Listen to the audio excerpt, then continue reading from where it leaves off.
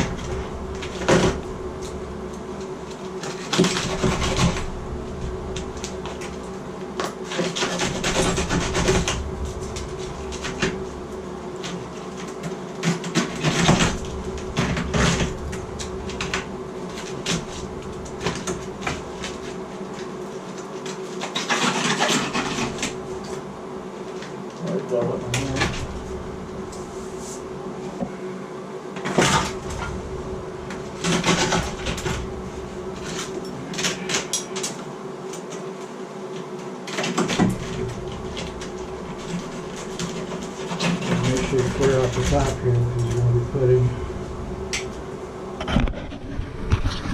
a new sleeve up here.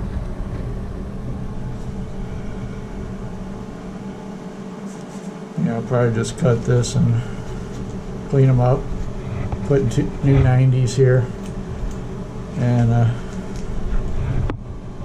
coupling or a sleeve down here. So we'll be right back for part 3.